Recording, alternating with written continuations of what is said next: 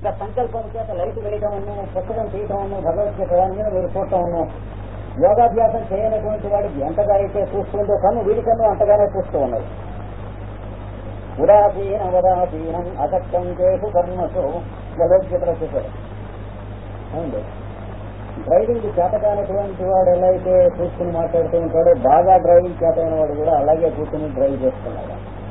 కొద్దిగా డ్రైవింగ్ ఎప్పుడెప్పుడో నేర్చుకుంటున్నవాడు భయపడుతూ కంగారుగా గండుగిళ్ళలో మొహం పెట్టి ఇలాగా కాళ్ళతోనూ చేతులతోనూ కాళ్ళతోనూ కూడా డ్రైవ్ చేస్తూ ఉంటాడు. కానీ అంటే సాగు కొట్టబడ్డ గండుగిల్లు లాగా ఉంటాడు. ఎందుకంటే డ్రైవ్ చేస్తున్నాను అనేటువంటి వాడి మొహంలో ఉంటుంది. బాగా డ్రైవింగ్ చేతస్తుడు వాడు డ్రైవ్ చేయడు కనుక వాడు చేస్తారు. వాడు మనస్సు కూడా చేయడు, వాడు బుద్ధి కూడా చేయడు, వాడి చేతులు కాళ్ళు మొదలైనటువంటివన్నీ చేస్తాయి కనుక వాడు హైగా కూర్చుంటాడు ఉదాసీనంగా. అప్పుడు ఎలా అయితే వాడికి పనిచేస్తుంటాయో అనాశయం అంటే ఆశయం లేదు, మోటివ్లెస్ గా ఉన్నటువంటి చిత్తం పనిచేస్తూ ఉంటుంది. ఆ చిత్తం ఒక్కటే ధ్యానం అనేది పుడుతుంది. ధ్యానం చేస్తే పుట్టే చిత్తం నేను చెప్పాను ఏంటంటే ఇంద్రగ్రంథికి వరుణ గ్రంథికి మధ్యన ఒకనొక తేజస్సు పుడుతుంది. అక్కడ పుట్టేటువంటి చిత్తం ఉన్నదే అలాంటి చోట ఆ చిత్తం ఒకటే వాడికి ప్రధానమైనటువంటి చిత్తము. అనాశయం అంటే ఆశయములు లేని చిత్తం. ఇవన్నీ ఒక్కొక్క ఆశయం కోసం ఒక్కొక్క చిత్తం నిర్మాణం చేసుకున్నాం. కాఫీ రాయడం కోసం ఒక చిత్తం నిర్మాణం చేసుకున్నాం, కళ్ళు రాయడం కోసం ఒక చిత్తం నిర్మాణం చేసుకున్నాం, చేట్ల రాయడం కోసం రాత్రి వేసుకుంటం కోసం ఒక చిత్తం నిర్మాణం చేసుకున్నాం. కనుక ఆశయముల కోసం నిర్మాణం చేసుకున్నటువంటి కుళ్ళు చిత్తములు ఇవన్నీ భస్మం అయిపోతాయి. అనాశయమైనటువంటి చిత్తం మిగులుతుంది. యోగాభ్యాసంలో ధ్యానంలోకి మీరు ఎప్పుడైతే వెళ్ళారో అంటే ఏం చేయాలి? యోగా ఈరోజు చెప్పిన సార్ ఏం చేయక్కర్లే, శుభ్రంగా రోజు ఒక 15 నిమిషాలు రోజు చెప్పుకున్నది సార్. తర్వాత ప్లస్ ఏం చేయాలి? ఈశ్వర ప్రణిధానము మొదలైన ఏం చెప్పాడు? స్వాధ్యాయం అని చెప్పాడు. చూడండి, స్వాధ్యాయం అంటే భగవద్గీత కానీ భారత భాగవత రామాయణాల్లో ఏదైనా మీ ఇష్టం వచ్చినటువంటి భాగం కానీ ఏదో పతంజలి యోగ సూత్రాలు కానీ మీకు నచ్చినటువంటి నారద సూత్రాలు కానీ అది తీసుకుని చదువుకోండి. ఒక్కొక్క రోజున రాత్రి 1 గంట అయినప్పటికీ కూడా ఇదివరకు స్టేట్ల ప్యాక తెల్లవాడుతూ ఉంటే రాత్రి 1 గంట అయిందే దానికి తిరిగే సమర్థం. ఎందుకని అక్కడ ఒక ఆశయం ఉంటే మోటివ్ ఉన్నది ఆడుతూ ఉంటానికి ఇక్కడ మోటివ్ అంటే అక్కడ ఎయిమ్లెస్ గా ఉన్నావు, ఇక్కడ మోటివ్లెస్ గా ఉన్నావు. కానీ ఇది ఏనొక్కి పీనొక్కి ఉన్నది తేడా ఉంది. తెల్లవారులో స్టేట్ల ప్యాక ఆడుతున్నటువంటి అడగాడుగా ఎయిమ్లెస్ గా ఉన్నాడు. తెల్లవారులు ఒక్కొక్కప్పుడు వాడికి తెలియకుండానే పతంజలి యోగ సూత్రాలు భగవద్గీత చదివేసినటువంటి ఒక మహానుభావుడుగా మోటివ్లెస్గా అనాశయంగా ఉన్నది. ఎందుకు చదివింది అంటే అది ఆ ముందు చదవలేక ఉండబోయింది కాబట్టి ఉండలేకపోయిందిగానే చదివింది. వాడు చూతాడు తెల్లవారులు చెట్లగా ఆడకుండానే ఉండలేకపోయాయి కాబట్టి ఆడాను. కానీ దానికి దీనికి సంబంధం లేదు. వాడికి మనస్సులో ఉన్నటువంటి ఒక దురద అనేటువంటి తీరత అనే ఆశయం ఉన్నది, దీనికి అది లేదు. ఇంకో తేడా,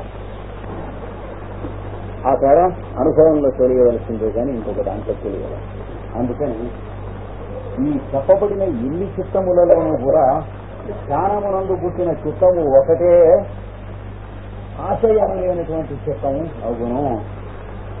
అందుచేత మిగతా చిత్తములు దానివల్ల లేని వగును అనే అర్థం, న్యూట్రలైజ్ అయిపోతాయి, నల్ అండ్ వైడ్ అయిపోతాయి. ఆ చిత్తం ఎప్పుడైతే వచ్చిందో ఈ చిత్తం నిర్మాణం చేసుకునేందుకే మీరు ముందర కర్ణకమలాలు ధ్యానం చేయండి కళ్ళు మూసుకొని. అంతకుముందు పాద నఖములు ధ్యానం చేయండి. అటుపైన పాదాల పైన చీరమండలు ఎంత బాగున్నాయో ధ్యానం చేయండి. ఆ పైన పచ్చని పట్టుపట్ట ధ్యానం చేయండి. ఆ పైన నడుము కట్టుకున్నటువంటి నీలపు చెకోట ధ్యానం చేయండి. ఆ పైన నడుము ఎంత సన్నగా ఉందో ధ్యానం చేయండి. ఆ పైన వక్షస్థలం ధ్యానం చేయండి. ఆ పైన చతుర్భుజములు ధ్యానం చేయండి. ఆ పైన వక్షస్థలం మీద ఉన్నటువంటి శ్రీవత్సం అనే లాంఛనం గల పుట్టుమచ్చ ధ్యానం చేయండి. ఆ పైన దాని మీద ఉన్నటువంటి కౌస్తుభం అనబడేటువంటి ఒకనొక మణిని అపాంసారం కౌస్తుభాస్యం అపాంసారం అన్నాడు కాళిదాసు. దాన్ని ధ్యానం చేయండి. అటుపైన కంఠం ఎంత బాగుందో ధ్యానం చేయండి. కంఠంలో ఉన్నటువంటి ఈ డిప్ ఎంత బాగుందో ధ్యానం చేయండి. అటుపైన మెడ ఎంత బాగుందో ధ్యానం చేయండి. అటుపైన కన్నులు ఎంత బాగున్నాయో, మొహం ఎంత బాగున్నదో, ముక్కు ఎంత బాగున్నదో, చెవులు ఎంత బాగున్నాయో, కుండలాలు ఎంత బాగున్నాయో, ముదురు పాలభాగం ఎంత బాగున్నదో, ముంగురులు ఎంత బాగున్నాయో, దానిపైన పెట్టబడిన రత్న కిరీటం ఎంత బాగున్నదో. ఈ లోపల ఏం జరుగుతుంది? మీకు వీడి చెప్పింది జరుగుతుంది. శివున్నాం విష్ణువున్నాం మీరు చూసుకుని డీటెయిల్స్ కోసం చూసుకుంటూ మీరు ఎడుతూ ఉంటే ఏం జరుగుతుంది తెలుసునా? అనాశయమైనటువంటి చిత్తం వస్తుంది. వచ్చేటప్పటికి ఏమవుతుంది? ఇంతకుముందు మనం సృష్టించుకున్నటువంటి వాటిలలో ఊరికే పెంట కుప్పలలో ఇంటి చుట్టూ పోస్తుంటాయి చూడండి, ఒకటో రెండో కుప్పలు తగిలిపోతాయి. మామూలుగా నిప్పు పెట్టాలంటే మన కొంప కూడా తగలడేంత పని ఉంటాయి. అవి ఇక్కడ అక్కర్లేదు, సైలెంట్ గా తగలడిపోతాయి. ఇవన్నీ కూడా ఏది ప్రీవియస్ ఇంప్రెషన్స్ ఉన్నాయి చూడండి. ఇట్లాగా ధ్యానం చేయడం మొదలెట్టేటప్పుడు ఏడాదో రెండేళ్ళు అయ్యేటప్పటికీ అన్ని తగలడి ఉంటాయి. అంటే ఏడాది రెండేళ్ల పాటు తగలడాల్సినన్ని ఉంటాయి మనలో, ఏమి సందేహం లేదు. అందులో మనం సృష్టించుకున్నవన్నీ లోపలే ఉంటాయి కదా, ఎవరు ఎక్కడికి పోతాయి అంటే ఎన్ని తయారు చేసుకున్నా ఇవ్వటానికి వీలున్నటువంటి పుష్పకం లాంటిది మనస్సు. అందుకని దాని నిండా మనం తయారు చేసుకున్నటువంటి పావులు, తేళ్లు, జర్రులు, వాడి మీద ఉన్న అభిప్రాయాలు, వీడి మీద ఉన్న అభిప్రాయాలు, వాడు ఎలా అయితే బాగుండు, వీడు ఇలా అయితే బాగుండు, మన పై ఆఫీసర్ చచ్చిపోతే బాగుండు, మన ప్రమోషన్ రావాలి, ఈ పెంటనే ఉంటాయా లేదా మరి, ఇవన్నీ వెళ్ళిపోతాయి. కోసంతో వస్తుంది కనుక ఈ ధ్యానం శ్రీ విష్ణుని గతి చింతిం పొవలయు ఈ వారంలోనూ వచ్చే వారంలోనూ కృష్ణదేవరాయలు చెబుతాడు విష్ణుమూర్తిని ఇలా ధ్యానం చేయండి అని. అలాగే దూర్కెటిని చదువుకుంటే పరమేశ్వరుని ఇలా ధ్యానం చేయండి అన్నాడు. అంటే తూర్పున పౌర్ణమి చంద్రుడు ఉదయిస్తున్నాడు, సగం బింబం పైకి వచ్చేటప్పటికి అది స్ఫటికలింగం, అడిగిన భూమి పానవట్టం, ఆ పైనుంచి పడుతున్నటువంటి తేజస్ అంతా అభిషేకమైనటువంటి జలములు చేయండి ధ్యానం. ఏదో శివరాత్రి నాడు కనుక కూర్చొని చదువుకుంటూ ఉంటే నిద్ర రాదు కాబట్టి జాగరణం అన్నారు. కానీ శివరాత్రి నిద్రపోకుండా ఉండటం కోసం 3 సినిమాలు చూసేటువంటి మహాపాపుల కోసం కాదు, నిద్ర మేలుకుంటం కోసం కాదు, నిద్ర రాదంటం కోసం.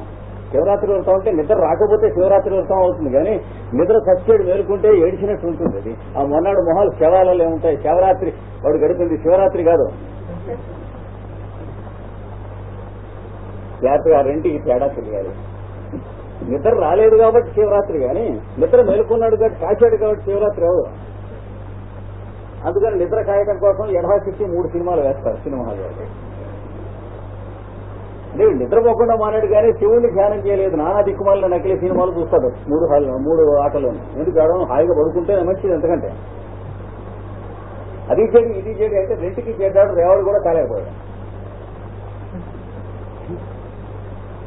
ఇంకా అక్కడ ధ్యానజం అనాశయం అనేటువంటి మాటకి అర్థం. అది ధ్యానమునందు పుట్టినటువంటి చిత్తం ఒకటే నిజమండి, అది అనాశయం అంటే ఆశయము లేని చిత్తం. దానివల్ల మిగిలిన చిత్తాలను ధ్వంసం అవుతాయి. మీకు కావలసినటువంటి మోటివ్ లేనటువంటి సంకల్పాలు ఎన్నైతే ఉన్నాయో అవన్నీ కూడా వస్తాయి. అంటే ఏమిటి, జ్ఞానం అభివృద్ధి చెందాలి, 10 మందికి ఏదన్నా ఉపకారం జరగాలి, ఈ శరీరం ద్వారా ఏం జరగవలసిందో 10 మందికి చేయించిన ఆయన అనేటువంటిది ధ్యానంలో వస్తుంది. అప్పుడు దానిలోంచి వస్తాయి. ఇది ఈ సూత్రం. దీనికి జ్వాలకులుడు ఏం చెప్పారో చూడండి. Among the forms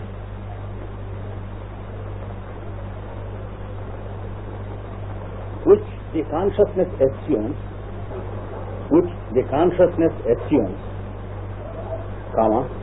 only that which is the result of meditation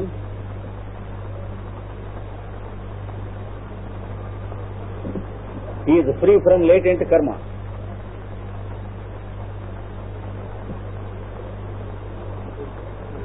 Is free, which is the result of meditation, is free from latent karma.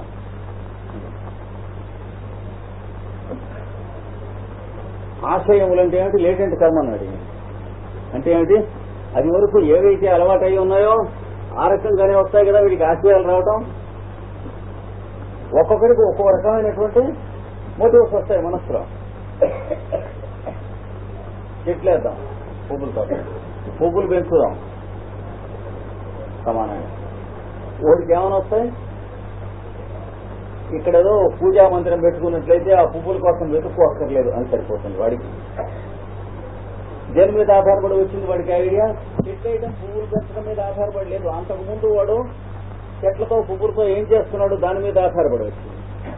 ఇంకొకడు చెట్లు వేద్దాం పూలు పెంచుదాం అని అనుకుని, మా ఆవిడికి పూలు బయట నుంచి తీసుకురావక్కర్లేదు, రాత్రిపూట అర్ధరాత్రి ఈ తోట ఇట్లా విహారం చేస్తూ ఉండి ఆవిడ తల్లోనే పెట్టాను. వాడికి అంతకుముందు వాడికున్న సంస్కారం వల్ల అవే పువ్వులు అవే చెట్లు. వాడు చెట్లేద్దాం పువ్వులు పెంచుదామని అన్నాడు, వీడు చెట్లేద్దాం పువ్వులు పెంచుదామని అన్నాడు. మూడో వాడు చెట్లేద్దాం పూలు పెంచుదాం, ఎందుకు అంటే ఈ ఇంట్లో ఒక వేస్కెల కంపెనీ పెడదాం, అప్పుడు వచ్చినటువంటి బేరగాళ్ళకి ఈ పువ్వుల దండలు ఇక్కడ వాటితో అమ్ముదాం, వేరే బిజినెస్ కూడా ఉంటుంది. వాడు అలా ఎందుకు ఆలోచించాడు, వీడిలా ఎందుకు ఆలోచించాడు, వీడిలా ఎందుకు ఆలోచించాడు అనటానికి చెట్లు కారణం కాదు, పువ్వులు కారణం కాదు, భార్య కారణం కాదు, వేశ్య కారణం కాదు, ఏమండి పూజ కారణం కాదు. అంతకుముందు వీడు ఏం చేస్తూ ఉన్నాడో ఆ చేసింది వీడి చిత్తానికి అంటి ఉన్నది, ఆ అంటింది కారణం.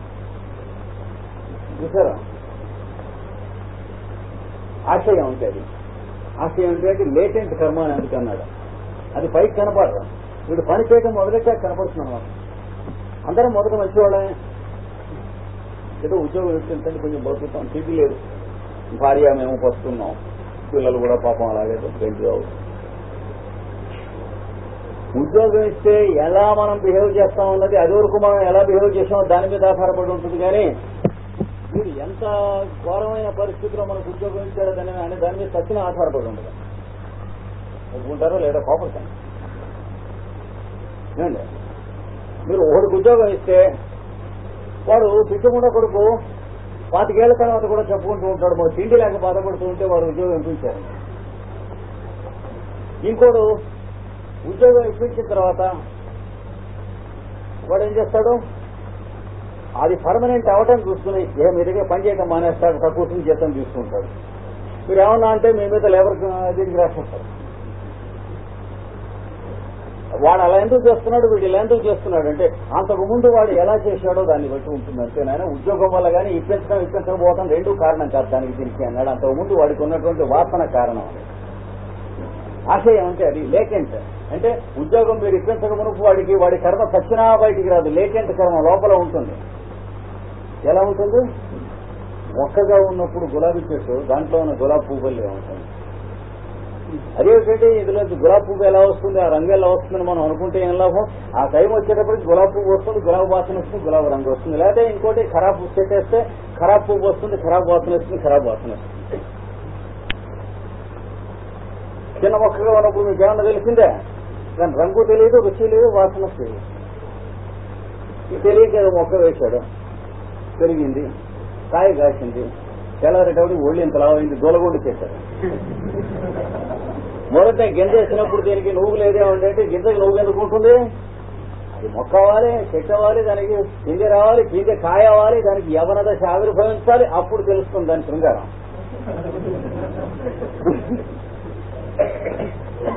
అప్పుడు వీళ్ళంతా గోక్కున్నాడు. ఆ తెల్లవారులు దాని తాలూకు శబ్దస్పర శిరోపరసే గంధములు శృంగారం అనుభవించి ఇంత అయ్యాడు మనిషి.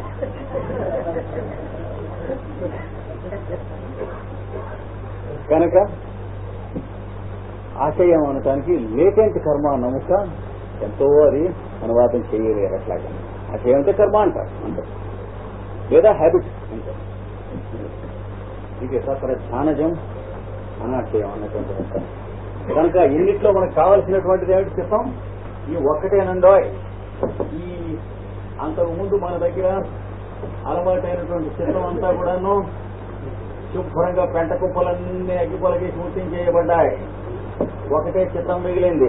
అది కూడా మీరు ధ్యానం చేయనప్పుడు ఉండదు, మామూలుగా ఉన్నప్పుడు. మీరు ధ్యానం చేస్తూ ఉన్నప్పుడు గట్టిగా ఇది ఇలా చేస్తే అని అనుకున్నప్పుడు బయలుదేరుతుంది. అలాగా పుష్పిత వృక్షంలాగా వచ్చేసి ఆఫీస్లో అందరికీనో ఊళ్ళో అందరికీనో పనికొస్తుంది. అరే ఇంత సంకల్పం వీడు ఒకడే ఎలా చేశాడని మీకు ఆశ్చర్యం. కూరలు లేక నానా బాధపడుతూ ఉండేవాళ్ళు. ఒక పల్నాడులో ఒక ఊళ్ళో రోజు కారమే తింటూ ఉండేవాడు. వారానికి ఒక మాట 25 మైళ్ళు బస్సు మీద వెళ్లి కూరలు చేసుకునేవాళ్ళు. ఉంటేనో కుళ్ళినా అవే తింటూ ఉండేవాళ్ళు. వెంట సెంటర్ దగ్గర సూబాడు అనేటువంటి గ్రామంలో. అక్కడ బ్లాక్ ఆఫీస్ వస్తే అందులో ఉన్నటువంటి ఆఫీసరు స్టాఫ్ అంతా బ్లాక్ హెడ్సే ఉంటారు కదా. అంటే ఎవరికి పనికి వచ్చేట్టు ఎవరు ప్రవర్తించారు. ఎంత మటుకు భూమి మీద పుట్టినటువంటి ఏ బ్లాక్ ఆఫీసర్ అయినా బ్లాక్ పనికొచ్చేట్టు కానీ విలేజెస్ పనికొచ్చేట్టు కానీ ప్రవర్తించాడా? కొన్ని డిపార్ట్మెంట్లు ఉన్నాయి. అగ్రికల్చరల్ డిపార్ట్మెంట్ ఒకటి, మేము ఇలాగ పొలంలో పండటం లేదండి, ఇలా అవుతుందండి, దీనికి ఏం చేయమంటారని అడిగితే అక్కడ చెప్పేందుకు ఎవడు ఉంటాడు, వాళ్ళు ఎవడన్నా ఉన్నా తంతానంటాడు. ఇక్కడికి వస్తే అగ్రికల్చరల్ ఆఫీసులో ఎవడన్నా అగ్రికల్చర్ కి సలహా ఇవ్వడానికి వెడితే సలహా మీకు దొరికినటువంటి చోటు ఎక్కడన్నా మీకు కనిపించిందా? మీరు ఎవడన్నా వాడిని మినిస్టర్గా స్పందిస్తారన్న భయం ఉంటే తప్ప కోపడగా. అవన్నీ మన కులం వాళ్ళందరూ కూడా అన్నం తింటూ ఉండటం కోసం పెట్టిన ఆఫీసులు తప్ప మీకు పనికి రావడానికి కావు. నా కులం వాళ్ళందరికీ నేను ఉద్యోగం ఇప్పించుకోవడం కోసం పుట్టిన ఆఫీసు. అలాంటి చిత్తాలు లోపల ఉంటాయి. ఇవన్నీ అక్కర్లేనటువంటి అవన్నీ వెళ్ళిపోయిన తర్వాత అనాశయమైనటువంటి చిత్తం ఒకటి మిగిలిపోయింది. అనాశయమైనటువంటి చిత్తం మిగిలినప్పుడు దాని ద్వారా వాళ్ళు ఏం చేశారంటే, ఆయన ఊహడు వచ్చారు పాప. బ్లాక్ ఆఫీసర్ కూడా కాదు, బ్లాక్ డెవలప్మెంట్ ఆఫీసర్ కాదు. డెవలప్మెంట్ ఆఫీసర్ వస్తే డెవలప్మెంట్కి రాని అసలు. అక్కడ గుమాస్తా వచ్చాడు. గుమాస్తా వచ్చి మిగతా వాళ్ళందరినీ పిలిచి ఏం చేశాడు, శుభ్రంగా ఇక్కడ రాళ్లు తీశాడు. దాన్ని రండి నేను చెప్పినట్టు. దానికి 3 ఎకరాల స్థలం ఉంది ఆ పక్కన బ్లాక్ ఆఫీస్. అంతకుముందు వచ్చిన వాళ్ళందరూ బ్లాక్ హెడ్స్. ఎవరికి పనిచేయలేదు బుర్లా. బ్లాక్ అంటే బ్లాకే యాక్చువల్ గా. బ్లాక్ హెడ్ అంటారు చూడండి, అది బ్లాక్ డెవలప్మెంట్ ఆఫీసర్ అంటే. అయిపోయింది. అయిన తర్వాత వాడు ఏం చేశాడు, శుభ్రంగా అక్కడ కావలసినటువంటి పద్ధతుల్లో ఎరువులు వేసి ఒక పద్ధతిలో తయారు చేసి 2 నెలలు అయ్యేటప్పటికీ పాదుల మొక్కలు వేశారు. వేసి ఆ పక్కనే చిన్న చెరువు ఉన్నది. ఆ చెరువులో నీళ్లు తాగటానికి ఎందుకు పనికిరావు, ఎక్కడో చాలా మైళ్ళ నుంచి తెచ్చుకోవాలి. అక్కడి నుంచి వీడేం చేశాడు, చిన్న హోస్ పైప్ పెట్టి మోటార్ ఒకటి తెచ్చి పెట్టి దీంతో ఆ నీళ్లన్నీ పట్టిస్తున్నాడు రోజు. తదాదిగా తర్వాత ఆయన అక్కడ ఉంటున్నవాళ్ళు కూడా, అక్కడ ఆఫీసులో ఉన్నటువంటి అందరూ కూడాను ఫ్రెష్ గా వండినటువంటి కూరలతో సడ్రసోపేతమైన భోజనాలు చేశారు. ఎక్కడికి వెళ్ళకుండా అలా వండించేవాళ్ళు ఆ కూరలు. అందులో 3వ వంతో 4వ వంతో బ్లాక్ డెవలప్మెంట్ ఆఫీసర్ కొట్టేసేవాడు. తెలుగు మామూలే. అది వాడికి ఇవ్వాల్సిన డబ్బులు మామూలు, ఇవ్వకపోతే పండించిన వాడు చీకేస్తాడు కదా. ఆ వాళ్ళు ఒక 6 ఏళ్ళలో 7 ఏళ్ళలో అలా కూరలు తిన్నారండి ఆ ఊళ్ళో. తింటే ఆయన పాపం తర్వాత ట్రాన్స్ఫర్ అయిపోయినాడు. ఆ పెట్టినటువంటి ఆయన మిగతా వాళ్ళు ఒకళ్ళు మీద ఒకళ్ళు పిటిషన్ పెట్టుకుని ఎటాగో అర్హులు కారుగా తినడానికి వెళ్ళిపోయారు. మళ్ళీ మట్టే తింటున్నారు అక్కడి నుంచి. కనుక వాడికి ఆ సంకల్పం అంటారు, దానికి పనికొస్తుంది ఈ చిత్తం. తర్వాత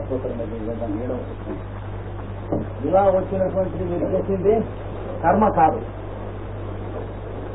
ఈ చిత్తంతో, అనాశయమైన చిత్తంతో మీరు చేసిన పని ఇప్పుడు వాడు అక్కడ దాన్ని నేల తవ్వాడు అనుకోండి, వాడు దొడ్లో తవ్వుకున్నది కాదు కదా, వాడు పొలంలో తవ్వుకున్నది కాదు కదా. అంచేత కర్మబంధం ఉండదు వాడికి. అంటే అది పండినా పండగ పుట్టినా వాడికి ఏం బంధం లేదు. వాడు దొడ్లోది కనుకైతే పండగ కూడా ఉత్సూరుగా నేడుస్తారు. వాడు పొలం పోతే వాడు ఏడవడు. ఇది వాడు చేస్తున్నది కర్మ కాదు. తర్వాత సూత్రంలో అది చెప్పబోతున్నాడు ఇక్కడ 7వ. కర్మ శుక్లా కృష్ణం. కర్మ దీర్ఘం ఉంటుంది చూడండి. శుక్లా కృష్ణం యోగిన త్రివిధం ఇతరేషాం. ఏదైతే కర్మ అశుక్ల అకృష్ణం యోగిన త్రివిధం ఇతరేషాం. కర్మ అశుక్ల అకృష్ణం యోగిన త్రివిధం ఇతరేషాం. ఇలా విడియాలి అండి. యోగిన యోగులకు చిత్తం ఎలా ఉంటుందని చెప్పాడు ఇందాక. అనాశయమైన చిత్తం ఉంటుందన్నాడు కదా. ఉంటుంది కనుక వాడు చేసే కర్మ ఉన్నదే అశుక్లం అంటే తెల్లనివి కాదు, అకృష్ణం అంటే నల్లనివి కాదు. అశుక్లం అకృష్ణం అంటే అశుక్లం అంటే తెల్లనివి కాదు, అకృష్ణం అంటే నల్లనివి కాదు. ఇక్కడికి ఒక వాక్యం అయిపోయింది. 2 వాక్యాలు ఉన్నాయి సూత్రంలో గుర్తుంచుకోండి. మొదటి వాక్యం ఏమిటి? యోగులు ఆచరించినట్టు కర్మ తెల్లనిది కాదు, నల్లనిది కాదు. రెండవ వాక్యం ఇతరేషాం, ఇతరులకు త్రివిధం, 3 విధములైనది. కొంచెం పెద్దవాడు గారు వయస్సులో పతంజలి పాపం పైన 2 చెప్పి మర్చిపోయి కింద 3 విషయాలు అంటున్నారు. అలా కాదు, చెప్పి 3 విధాలు అంటాడు ఏమిటండి అంటే వయస్సు మరి అడ్వాన్స్ కదా, పాపం మర్చిపోయాడు అన్నట్టుగా ఉంటుంది. మర్చిపోలేదు, జాగ్రత్తగానే చెప్పాడు. యోగులకి తెల్లగాను ఉండదు, నల్లగాను ఉండదు అన్నది. కింద మిగతా వాళ్ళకి ఆ 3 రకాలుగా, ఏ 3 రకాలు మంచి 2గా చెప్పావు పైన అంటే చెబుతున్నాడు ఇక్కడ కింద జాగ్రత్తగా. ఆ 3 రకాలంటే ఏమిటి? శుక్లము తెల్లగా ఉండేది, కృష్ణము నల్లగా ఉండేది, శుక్ల కృష్ణం నల్లగా ఉండేది. అది 3 రకాలు. అంటే పేడ బెల్లం, పేడ బెల్లం కలిసిందండి. 3వ గ్లాసు 2 పెడితే ఇద్దరు, వాడితే మగాడు పెళ్లి చేసుకున్నాడంటే 3వ వాడు పుట్టడం ఇప్పుడు ప్రశ్న ఏమిటండి? సర్వరాజుని వాడు అడుగుతాడు పాపం నహుడు గారు, ధర్మం అంటే మనం ఆచరించవలసింది అన్నావు, అర్థం అంటే మనకు రావాల్సింది అన్నావు, కామం అంటే మనం పొందవలసింది. మొదటి దాంట్లో ఈ 2 విరుద్ధమే కదా, ఈ 3 సమన్వయం ఉంటావు ఎలా కుదురుతాయని అడిగాడు ధర్మరాజుని. 1వ 2వ చదివితేనే మనకు అపురూపంగా ఉన్నాయి. భారతంలో శరపరంపరలు శ్లోకానికి 2వ 3వ వస్తాయి ఇలాంటివి. అలాంటి మహాభారతం 18 పర్వాలు చదువుకున్న వాళ్ళు ఉంటారు. యూనివర్సిటీలో కాకుండా పేదల దగ్గర. ఈ ప్రశ్న చూసారా? ధర్మం లక్షణానికి, అర్థం లక్షణానికి ఒకదానికి ఒక వ్యతిరేకం. ధర్మం అంటే మనం ఏం చేయాలో ఆలోచిస్తాం ఇతరులకు, అర్థం అంటే మనకు రావాల్సింది ఏమిటో ఆలోచిస్తాం. ఈ 2కి పొత్తుల్లా కుదురుతుంది అన్నాడు సమన్వయం. అలాగే కామం అంటే మనం అనుభవించవలసింది ఏమిటో తెలుస్తుంది. ఆ మొదటి దానికి దీనికి అసలు కుదరదు. వీళ్ళిద్దరిని పెట్టుకున్న ధర్మం అనేటువంటి వాడు ఏదో 2 పిల్లలు 3 ఇరుకు తెచ్చాడన్నట్టు ఎట కుదురుతున్నాడు. అంటే ధర్మరాజు చెప్పాడు, మా చక్కగా కుదురుతుంది, ఏం పర్వాలేదు. మొగాడు ఆడది ఒకరికి కూడా ఆపోజిటేనా అన్నాడు. ఆపోజిట్, వాళ్ళిద్దరు సంసారం చేయకుండా రోగం అన్నాడు. లేకపోతే మొగాడు ఎలా సంసారం చేస్తారా అని అడిగాడు. బుద్ధుందా లేదా? అది తెలియదు. మొగాడికి ఆపోజిట్ ఆడదే, మొగాడు ఆపోజిటా? మరి వాళ్ళిద్దరు సంసారం చేస్తున్నారంట, చేస్తే పిల్లలు కూర్చున్నారు లేదా 3వ వాడు. అలాంటిదే ఈ 3 సమన్వయం అంటే నువ్వుకి గౌరవ దేవత ఆచరించడం మొదలైతే వస్తున్నాను. అయ్యని కష్టం వాడు ఆశ్చర్యపడు. అసలు ఒక ధర్మరాజు కనుక సమాధానం చెప్పగలిగారు. కానీ ఈ సృష్టిలో ఎవరు కూడా ధర్మము, అర్థం, కామం 3 ఒకదానికొకటి సమన్వయం ఎలా కుదురుతుంది అనేది ఆన్సర్ చెప్పగలిగినటువంటి వాడే నేను లేదా. దట్ ఈస్ ట్రూ ఎకనామిక్స్, అది చెప్పినటువంటిది. అలాంటిది ఇది శుక్లము కృష్ణము, శుక్ల కృష్ణం బాగుంది. అయితే ఏమిటి శుక్లం ఏమిటి కృష్ణం ఏమిటి అంటే యోగాభ్యాసం చేసేవాడికి శుక్రము ఉండదు, కృష్ణం అంటే నల్లగానూ ఉండదు, కర్మ తెల్లగానూ ఉండదు. ఏదో దివ్య కర్మలో బాగానే ఉంది, మనకి అక్కర్లేదు. ఈ కింద వాడికి సిక్కు వస్తుంది, ఇది అర్థం చెప్పుకోవాలి. వాడికి అక్కర్లేదు కనుక కొన్ని అర్థం చెప్పుకుంటా ఎక్కువ కష్టం. వాడు ఒక్కడిని చెబితే వాడు ఒక్కడిని చెప్పలే, సూత్రంలో మనం పంపదీశాడు వీడు. ఇతరేషాం త్రివిధం, ఇతరులకు 3 రకాలుగా ఉంటుంది అన్నాడు. మనం 3 చెప్పుకోవాల్సిందే. శుక్లం ఏమిటి కృష్ణం ఏమిటండి? శుక్ల కృష్ణే గతి ఏటే ఎక్కడ భగవద్గీతలో జగత శాశ్వతీ మతే. ఎటర్నల్ గా సృష్టి ఉన్నంతకాలం కూడా శుక్లం కృష్ణం అనే 2 ఉంటూనే ఉంటాయి. అంటే the dark part and the bright part. ఏమిటది అని అడిగితే చెప్పాడు. ఏం రాసుకోకండి, కట్టె ఉన్నది, దాని నుంచి పొగ వస్తున్నది, మంట ఉన్నది.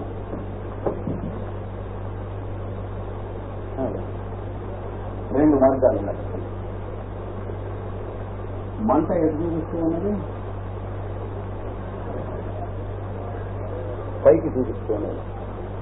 ఎవరి వైపు చూపిస్తూ ఉన్నది? సూర్యుడి వైపు. కట్టె ఎటువైపు చూపిస్తున్నది? మంటకి భూమి వైపు చూపిస్తుంది.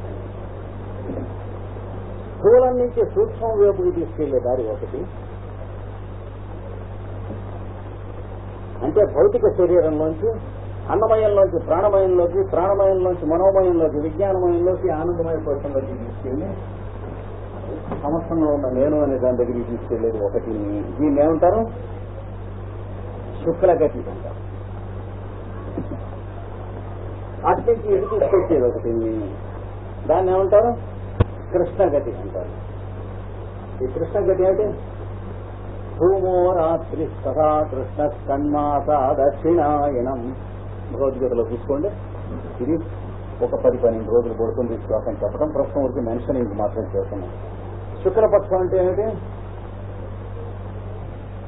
అగ్నిర్జ్యోతిరహ శుక్ల కన్మాస ఉత్తరాయణం. అటు వెళ్ళినటువంటి వాళ్ళు ఏమవుతారు? ఈ శరీరంలో ఉన్నటువంటి ద్రవ్యం అనే దాన్ని వదిలిపెట్టి జీవుడు ఆత్మ అనేటువంటి వాడు సూర్యుడిలోకి వెళ్ళిపోతున్నాడు. ఈ కృష్ణపక్షం మార్గంలో వెళ్ళిన వాడు ఏం చేస్తున్నాడు? జ్యోతి అనేటువంటి వాడు ఈ కట్టెకి తగులుకున్నట్టుగా ఆత్మ అనేటువంటి వాడు పరమాత్మ నుంచి వచ్చి జీవుడుగా వచ్చి శరీరం అనేటువంటి అన్నమయ ప్రాణమయాదులు శరీరాల్లో చిక్కుకునేందుకు గర్భంలో పడుతున్నాడు. ఆ మొదటిది దివ్యగతి అన్నారు, ఈ రెండవది పితృగతి అన్నారు. మొదటిది దేవ మార్గము, దేవయానము, ఈ రెండవది పితృయానము అని చెప్పారు. ఈ రెండు కూడా శుక్ల కృష్ణ పక్షాలు ఎలా అయితే మనకి నెలలో ఉన్నాయో, ఉత్తర దక్షిణాయనాలు ఎలా అయితే సంవత్సరంలో ఉన్నాయో, అన్ని జీవరాశులకి కూడా వాళ్ళ శరీరాల లోపల వాళ్ళ జీవుడికి శరీరానికి సంబంధించిన దాంతో ఇందులో చంద్రలోకి పెడుతూ ఉంటారు, అందులో చంద్రలోకి పెడుతూ ఉంటారు, ఇందులో చంద్రలోకి పెడుతూ ఉంటారంటే శరీరంలోంచి ఆత్మజ్ఞానంలోకి పెడుతూ ఉంటారు, అక్కడి నుంచి సూర్యుల్లోంచి పెడుతూ ఉంటారు, అక్కడి నుంచి కిందికి వస్తూ ఉంటారు, ఆత్మజ్ఞానంలోంచి మళ్ళీ శరీరంలోకి వస్తూ ఉంటారు. గిరిగిరా గిరిగిరా చక్రం తిరుగుతూ ఉండండి.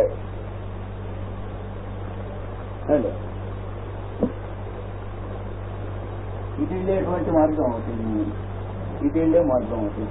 ఇది పెడుతున్నప్పుడు ఏమో నవ్వుతూ ఉంటాడు, జీవి ఇటు పెడుతున్నప్పుడు ఏడుస్తూ ఉంటాడు. కానీ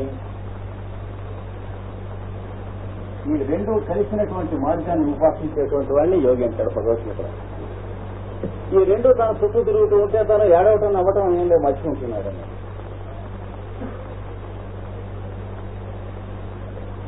లేకపోతే మోక్షం కోసం అని చెప్పి ప్రయత్నిస్తున్నాం అని అనుకుని అటు ఎడుతున్నప్పుడు నవ్వుతూ ఉంటాడు, అటు నుంచి మళ్ళీ కింద పడుతున్నప్పుడు ఏడుస్తూ ఉంటాడు అన్నమాట. వీడు పైకి పెడితే నవ్వటం లేదు, కిందికి వస్తే ఏడవటం లేదు, అది మోక్షం అంటే అన్నారు భగవద్గీత.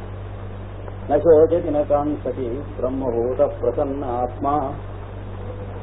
కొంచెం జాగ్రత్తగా ఆలోచించాలి చెప్పేటువంటి. అంటే అడ్వాన్స్డ్ లెసన్ భగవద్గీతలో. అంటే యోగాభ్యాసం అనేటువంటిది అయిన తర్వాత అది కావలసినటువంటి వాళ్ళకి, దాంతో నిలబడ్డటువంటి వాళ్ళకి యోగాభ్యాసంలో ఇది అడ్వాన్స్డ్ లెసన్స్ అనేటువంటి చెప్పినటువంటి వాళ్ళకి చెప్పింది శుక్లము కృష్ణము. కృష్ణగతి కర్మ అంటే చైతన్యం దగ్గర నుంచి శరీరం దగ్గరికి మనల్ని ప్రయాణం చేసేట్టుగా చేసేది కృష్ణగతి కర్మ. అంటే అజ్ఞాన కర్మ. అంటే మన సూక్ష్మ స్థితి నుంచి స్థూల స్థితికి తీసుకొస్తుంది.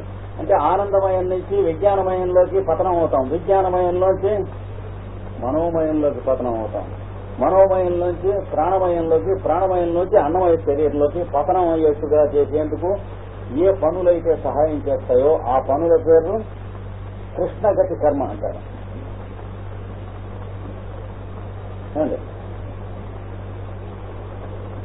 రుచిగా ఉన్నటువంటి కూర రోజు వండుకు తింటూ తర్వాత రుచి కోసం తింటాం మొదలెట్టాం అనుకోండి.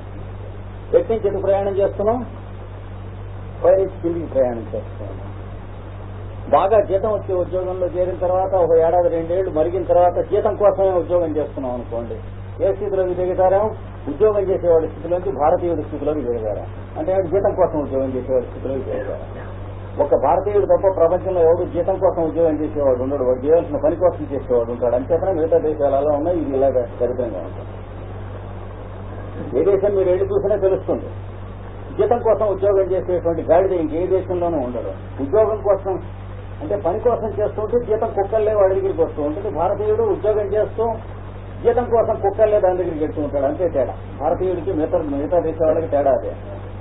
జీతం దగ్గరికి మనం కుక్కర్లే పెడుతూ ఉంటాం, జీతం వాడి దగ్గరికి కుక్కర్లే వస్తూ ఉంటుంది. ఎవడైతే ఉద్యోగం కోసం చేస్తున్నాడో ఈ రెండు గతులు ఉంటాయి ప్రతి పనిలోనూ కూడా. ఏ పని చేసినా ఈ రెండు గతులు ఉంటాయి గమనాలు.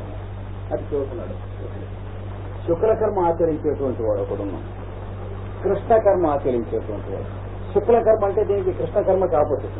అంటే ఏంటి, మనకి ఇదేమో మోసం ఉంటే బాగుండు, ఈ కర్మలు ఎందుకు, వీళ్ళతో ఏమి సంబంధం మొదలైనటువంటి అన్నమాట. ఇది ఆచరిస్తారు. అంటే ఏం చేస్తే ఏమంటుకుంటుందో, ఇంకా వాడు సత్కర్మ ఏం చేస్తాడు, వాడు దుండగుడు. ఎవరితోనూ మాట్లాడితే కర్మబంధం అడ్డుకుంటున్నాం. మేము ఆచరించవద్దు. ఏమండి, మేము ఏదన్నా ఒక 10 మంది ఒక చోట చేస్తాం. ఇప్పుడు పతంజలి ఎవరు చేస్తారా, చేస్తే తప్పులు